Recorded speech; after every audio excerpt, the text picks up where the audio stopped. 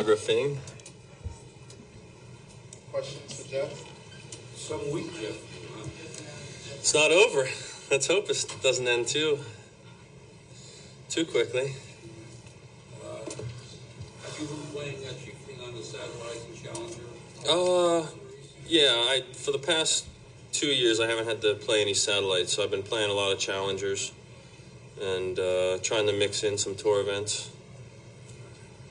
Have you been able to make a living yet? I just, over the past 2 years, year and a half, I've been able to, cover everything and start making a little bit of money, but it's not easy, so that's why I'm going to take full advantage of this tournament if I can. Excuse me, Geoff, can you... Now start over. Was it a surprise to you to actually make the third round? I'm not incredibly surprised, to tell you the truth. It's obviously nice, and you don't always expect to be in the third round like it's something that's easy to do. But I knew I was playing really well a month ago coming into this tournament, and I knew if I kept it up that I'd have a good shot, and if I got some opportunities with the draw and I was able to get through the first round, that anything can happen. So I'm not incredibly surprised. And that's probably the reason why I'm winning, because I'm not, I expect myself to be able to win these matches, whereas in the past I might have just been happy to be in the main draw and just to be playing at the U.S. Open. And that's, once you get content like that, then that's when you really don't close matches out like you should, if you have the ability. Why are you playing better? Why do you play better? Somehow it just kind of clicked. I just started relaxing on the court and being able to control my mind and my game, and just understand how to work a match all the way through. It's kind of a strange thing. I just kind of reached this relaxation point. I'm sure it's obviously from experience, and I just started figuring out what makes me work well. You can listen to as many people as you want, but no one really knows how you feel inside and what makes you work. And I started really figuring out what works for me, and making those decisions and being confident in my own decisions. Like what? Like how much to train,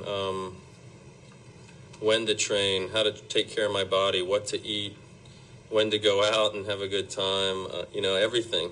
I'm not guilty anymore if I go out. It's just all part of what works for me.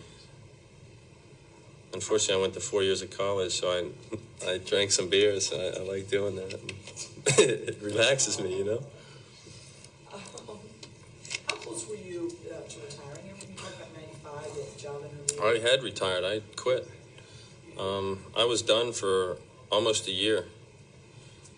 I didn't really know what I wanted to do after I quit. That was pretty much all of 95. I didn't play until the U.S. Open qualifying. So what were you doing? Trying to figure that out. I was teaching tennis, playing money tournaments. Obviously, it's very lucrative for a tennis player to fall back onto the teaching, but I didn't enjoy it. I was just kind of doing it to make money, and to figure out what I might be interested in the business world. And I really hadn't even figured that out when I started getting the itch to come back and play more. And I played so well that I had to come back. That was radio sales. I'm sorry. You took like the number 7 train out when you were working in the city of Saturday Night. I wasn't working. I never got a job. I went on like 2 interviews. My dad put me to work for him for about a week, just cold calling, and I was falling asleep on the phone. And, it's just, I had no idea what I wanted to do, and I didn't enjoy it. And I had no idea what I was doing in the interviews, because I didn't really have a big interest in radio sales. It's just a friend said, why don't you, here's an interview, go in and see what you can do with it. It might be good for you. So of course I bombed in the interview, because I had, there was no real feeling there. What's your dad do? My dad now works for himself. He's a executive recruiter, like a headhunter. And he was doing when he said, come work for me? Yeah, he was, and he was a consultant in the sporting goods industry. So he just threw me in his office and put some numbers in front of me and said, "Go ahead and make calls." What's your major in? Political science. Did you grow up in Massachusetts? I grew up mainly in Pittsburgh. I went to high school in Boston, Massachusetts. Sudbury is where I lived. How long did you live in Jersey? My parents, I've never really lived in Jersey. My parents have been living in Princeton for about, I don't know, maybe 5 years now, 4 or 5 years. I stay with them when I'm at home, but I didn't really grow up or live there for an You were not born in Jersey. I was born in Jersey, Oh, but then we moved to Florida and then Pittsburgh and then Boston, and we've been all over the place. It's all right. Yeah, it's kind of good. Everyone can play me a little bit. Lincoln Sudbury. Did you do some like part-time modeling? Yeah, I dated a model for a little while, and she's like, "Oh, you should do it. You know, you could." So I was trying everything, So I went in and I got signed up by like 10 agencies, but you still don't do anything unless you go to these the go-sees, and then I had to do a couple like interview type things for commercials, and it's so tough. I mean, it was kind of a great experience because you realize how tough anything is if you want to be good at it, and you can't just jump in, and you have to, if you don't have any experience, you have to start from the bottom, and I had no experience with that, and I was shocked and embarrassed and everything, so it was kind of a wake-up call. That was when I had quit also. I was doing that down in Florida. Busy year.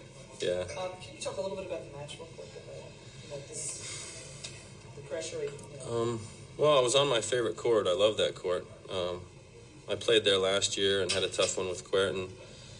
And obviously the fans were unbelievable. It's so nice to play in the States and have supportive fans. So those two things made a big difference, and the fact that I'm just relaxed and I know how to approach a 5-set match because of last year. I had that great experience, and it makes all the difference in the world to have been there before. Well, you've now beaten two guys who really are experienced. Two guys who've been to Grand Slam quarterfinals. Mm-hmm. What does that tell you about yourself? I guess I belong now. I can compete with anyone. And it's tough. It's a tough hurdle to get over. To really believe in yourself and know that you can play at that level. I've shown flashes of it in the past, but I've never been able to put it together and win matches. And now I know I can do it. So there's no reason why I can't continue. What were you most impressed with in your own game tonight? I would say. My serve held up. A lot of times over the course of a match, if I'm going into the third or fourth set, I'll get a little tired and my serve will start. The first serve percentage will go down. But tonight it actually got stronger in the fourth, and I think I was serving bigger in the fourth, and that gave me some free points, and it takes the pressure off. You don't have to work hard for every point. So I was really happy with that, and I was happy with the way I just was even keel and didn't get too excited and didn't lose focus and concentrated every point. Did you have any friends, family? Yeah, tons. Your parents here? Yeah. Oh, yeah, they wouldn't miss it for the world. Yeah, they're driving. Oh, yeah. What are your parents' names?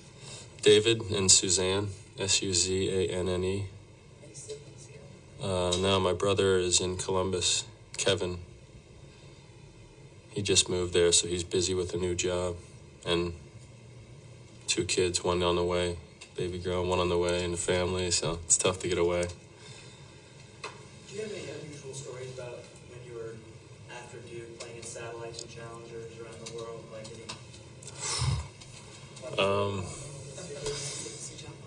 Wow. Good luck to you. Thanks. Going from San Salvador to Tegucigalpa, Honduras. I mean, we got on a bus, and the road was almost impossible to travel on. I mean, you're just like getting tossed around and having to. It's not an incredible story, but just dealing with those guys in the satellites. No one really understands what you go through when you're in 4 weeks in a place that you're not so comfortable in, like the Middle or Central America. you're on the bus for like 4 hours, and then I had to get out and play qualifying after that, and I was just so sick from the motion I couldn't even function. I'd beaten the guy the week before like 1-1, and I lost to him like 6-4, like 7-5 or something, and I just could not function. And you deal with that every week or every day when you have to go to these places and just try to scrap for points.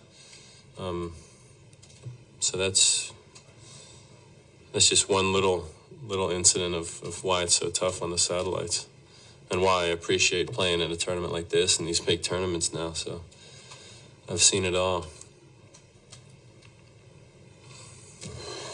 Anything else?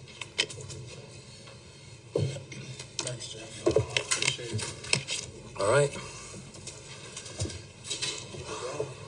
We'll try.